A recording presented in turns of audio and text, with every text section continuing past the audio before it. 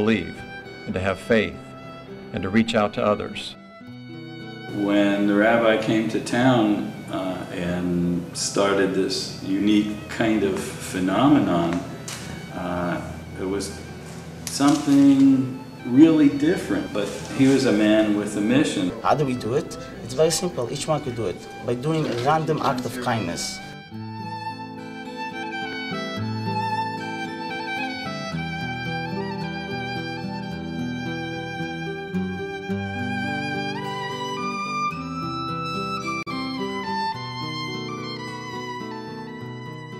But first of all, they brought their hearts and a dedication towards Judaism, and all Jews. Friendship, family, welcoming, and warmth. I did meet the rabbi and Hani through my son, Adam Hasner, who's the state representative, and he had the rabbi come to the House of Representatives to help celebrate Hanukkah. We were there when they had their house already. They were out of the apartment.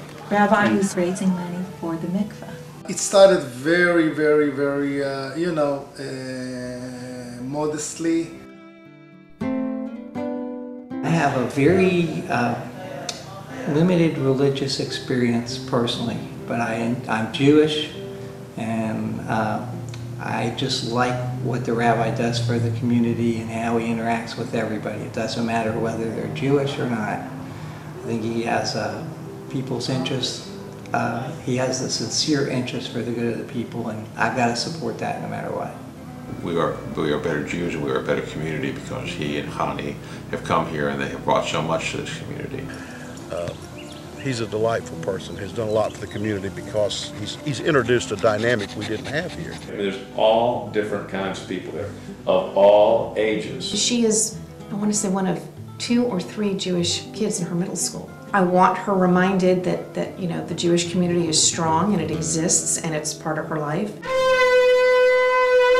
Like a Friday night dinner, being invited to Friday night dinner at the rabbi's house. That's a form of adult education. And then there's the more formal sort, but I know she has a monthly program meeting with women called the Chodesh Club that she conducts on a different topic, particularly geared towards women's participation. The Chabad house is like a second home. If we celebrate a Yom Huledet or Bar Mitzvah or something like that to a child, all of us are coming together. Recently, with the birth of their most recent son, it was a total surprise to me, but I was asked to bring the baby, to take the baby from Hani and to bring the baby in the room. I just about had tears, and when I spoke to them afterwards, independently, they both said, "Tanya, you're part of our family." The rabbi and Hani have brought the attention in a very positive light to the community to make people understand a little bit more about our culture. Because I think what it does is it sort of helps break down barriers of prejudice. And I think it helps make people accept the fact that we are part of this community, which we are. Elected officials oftentimes will attend Chabad events. Another big deal is that he's visible outside of this building. To you? Thank you. Appreciate that. How about you? Having something for Hanukkah too? And tonight we are making history. We have 2 6-foot menorahs displayed in the governor's mansion. One of them is going to be displayed at the governor's mansion throughout the Hanukkah, and another one at the reception office of the governor in the capital. For the entire world at large, for the good, that our country, the United States of America, is a nation of deep faith and great kindness.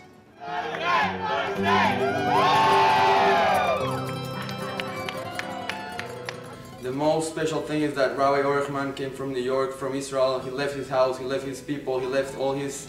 He was comfortable. He came just to help me and to help you, but he take it personal. He left, he dropped everything just to help me.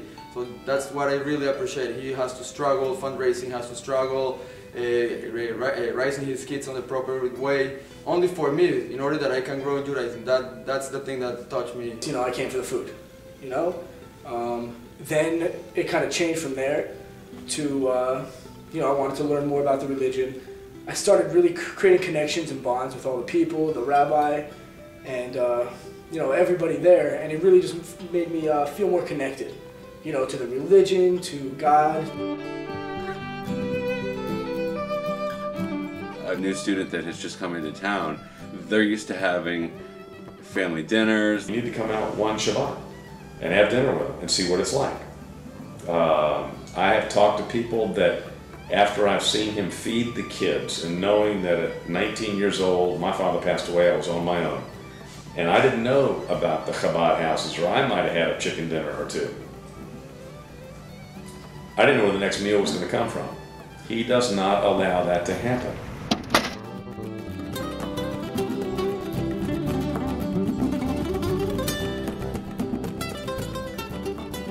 Being at Sam and Randy's wedding, watching this young couple who had grown up in Tallahassee with their studies, under the chuppah with a rabbi who was there for them day and night at all hours, and a rebbitzin who was there day and night at all hours. And Connie especially, because it's someone that's my age, and I mean, she's a little bit older, and yeah, she has a lot of kids, but like she can kind of come down to a younger level and teach and help you out and guide you on your way. There's a big vacuum for students, and that vacuum has been filled. That's how it started, very, very modestly, but the rabbi, as you know, has big hopes and is very optimistic, and definitely it was developed to something much more substantial today.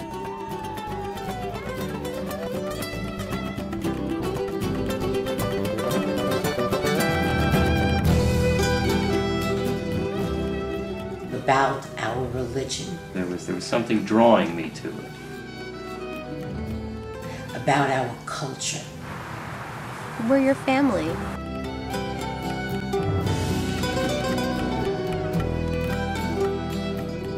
And he does a lot of it without asking for anything in return, except the ability and the means to help other people. That's just who they are and what they do.